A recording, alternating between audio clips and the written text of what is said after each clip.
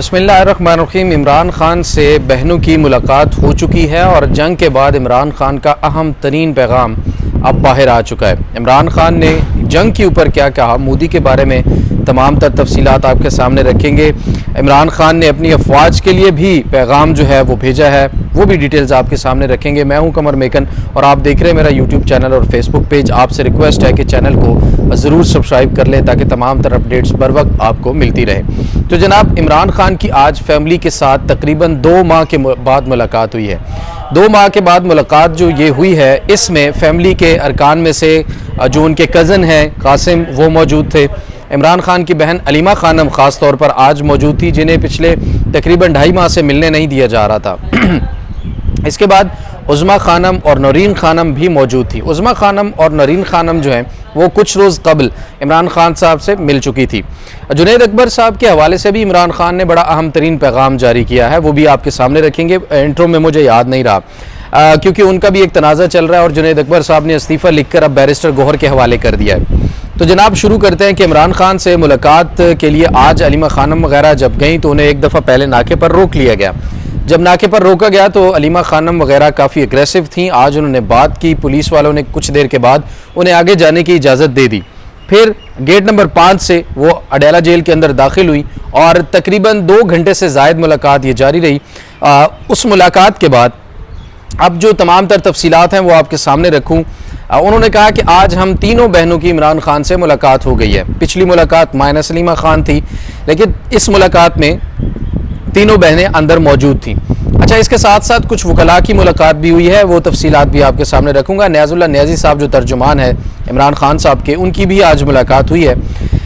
علیمہ خانم کہتی ہے کہ ہم نے بتایا کہ وکلاء باہر کھڑے ہیں، انہوں نے 3 کو نہیں جانے دیا۔ پارٹی کی جو بارے میں گفتگو ہے، علیمہ خانم کا کہنا تھا کہ وہ بیرسٹر گوہر کریں گے۔ ہم نے عمران خان کو بتایا کہ پاکستانی قوم کیسے جوش و جذبے کے ساتھ جو ہے نڈر جو ہے اس جنگ میں لڑی ہے قوم بھی، اور اس وقت جوش اور جذبے کے ساتھ قوم جو ہے وہ بالکل نڈر ہے اور پاکستانی متحد ہیں پاکستان کے دفاع کے لیے، جس پر عمران خان نے کہا کہ جنگ میں ہمیشہ فوری رسپانس دینا بہت اہم ہوتا ہے۔ عمران خان نے مزید کہا کہ مودی بہت سخت نفرت کرتا ہے پاکستان سے، اس وقت وہ سخت غصے میں ہوگا کیونکہ اس کو منہ کی کھانا پڑی ہے، ظاہر ہے۔ تو عمران خان نے کہا کہ اس وقت مودی سخت غصے میں ہوگا، وہ انتقام لینے کی کوشش کرے گا، آپ لوگوں نے ہمیشہ الرٹ رہنا ہے۔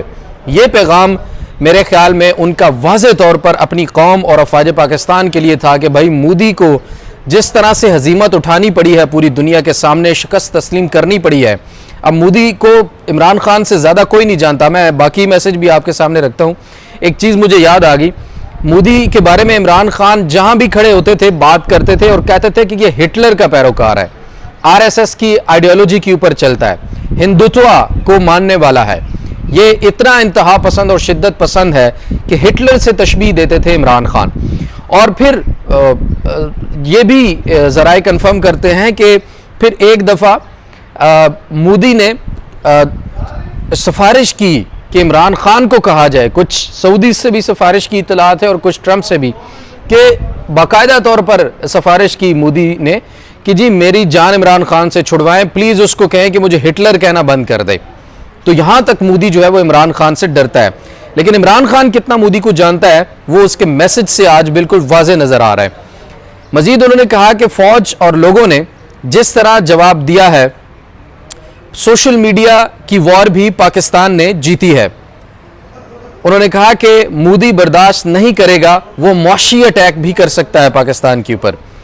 اس نے جو کچھ انڈیا کے اندر کروایا وہ فالس فلیگ تھا اور اسی قسم کے اور مزید اقدامات بھی مودی کر سکتا ہے، یعنی کہ جو پہلگام اٹیک ہے عمران خان کے مطابق کہ وہ فالس فلیگ تھا اور اس طرح کے مزید چیزیں بھی مودی کر سکتا ہے۔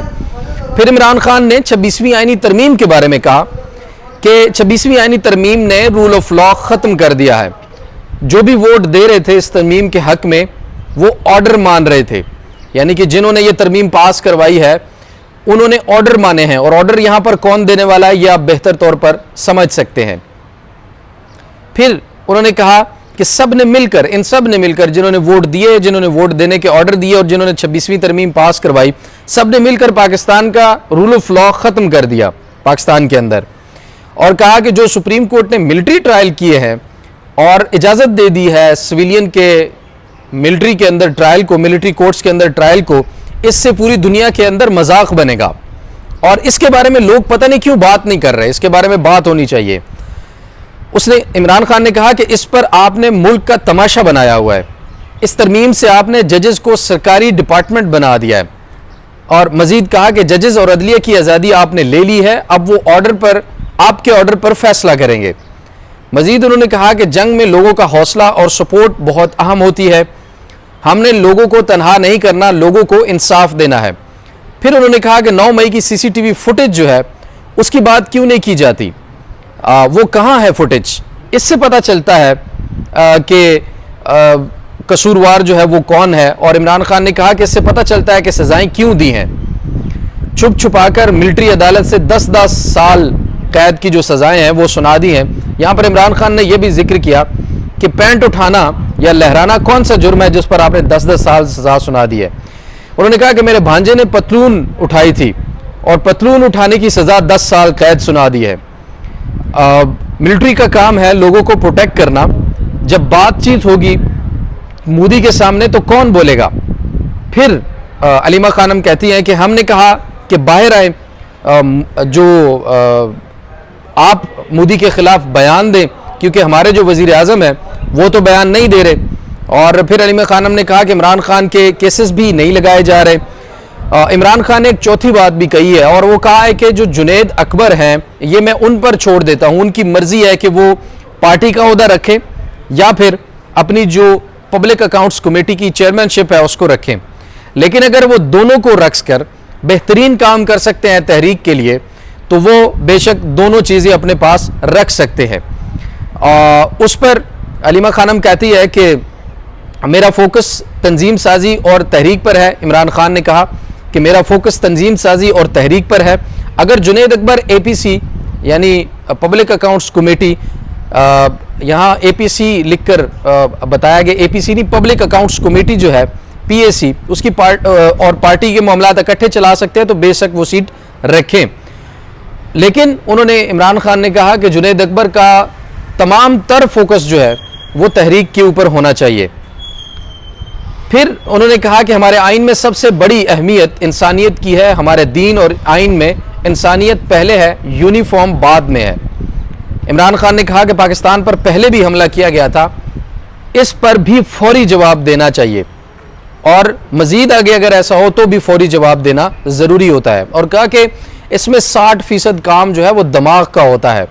مودی ہمیں بتانا چاہ رہا ہے، اور وہ جو مائنڈ گیم ہے، ظاہر ہے مودی وہ بہت عرصے سے پاکستان کے ساتھ کھیلتا ہے، اور عمران خان اس مودی کو، پاکستانی جتنے بھی لیڈرز ہیں وہ مودی کو عمران خان سے زیادہ بہتر طریقے سے کوئی نہیں جانتا۔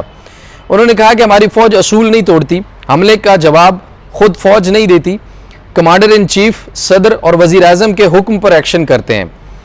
پھر علیمہ خانم نے کہا کہ ہم نے عمران خان سے خواہش کا اظہار کیا کہ آپ باہر آئیں، اس وقت آپ کو باہر ہونا چاہیے، جس پر عمران خان نے کسی قسم کا کوئی جواب نہیں دیا، کوئی کمنٹ اس بات پر نہیں کیا، اس خواہش کے اوپر وہ خاموش رہے۔ یہ تمام تر جو معلومات تھی وہ آج میں آپ ساتھ شیئر کر رہا ہوں، جو اڈیالہ جیل سے نکل کر علیمہ خانم نے تمام تر معلومات جو ہے وہ رکھی ہیں۔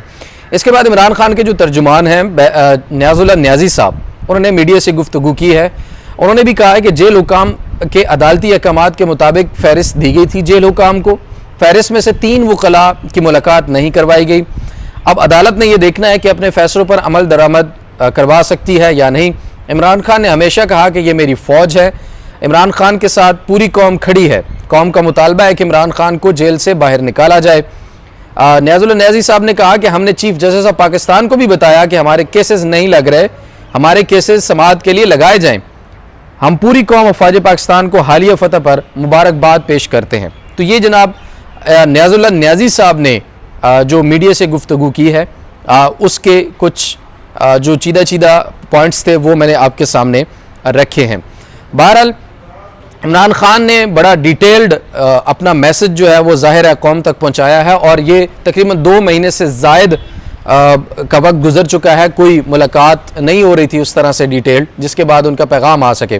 ہوپ فلی ان کا ایک تگڑا سا ٹویٹ بھی آج مجھے لگ رہا ہے کہ وہ ضرور آئے گا، اور جس کے بعد مودی کی چیخیں شاید پہلے سے بھی زیادہ بلند ہونا شروع ہو جائیں، اور اس کی چیخیں جو ہیں وہ پھر سے دنیا کو سنائی دینے لگیں۔ اچھا، اس کے بعد ایک چیز اور جنید اکبر کے بارے میں کہتے چلے کہ جنید اکبر نے آج استعفیٰ دیا۔ استعفیٰ جو ہے انہوں نے بیرسٹر گوہر کے پاس جمع کروا دیا، اور علیمہ خانم نے کہا تھا کہ میری جو دونوں بہنوں کی ملاقات ہوئی تھی، اس ملاقات کے دوران عمران خان نے ان کو کہا تھا کہ عہدہ چھوڑو اور جا کر تحریک چلاؤ، لیکن آج علیمہ خانم نے کہا کہ عمران خان نے اب انہیں یہ جو ہے وہ ذمہ داری دے دی ہے کہ تحریک کی طرف آپ کا مکمل توجہ ہونی چاہیے، لیکن آپ عہدہ چھوڑنا ہے یا نہیں یہ آپ پر ڈیپینڈ کرتا ہے۔ لیکن ذرائع یہ کنفرم کر رہے ہیں کہ اس وقت جو تحریک ہے نا وہ کسی طرح سے بھی تحریک انصاف کے حق میں نہیں جائے گی۔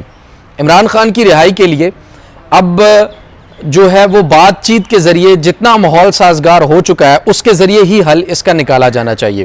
میں کسی ڈیل کی طرف اشارہ نہیں کر رہا، لیکن آئین اور قانون کے مطابق مذاکرات کر کے اور کیسز کو ختم کرنا کسی ڈیل کا حصہ نہیں ہو سکتا۔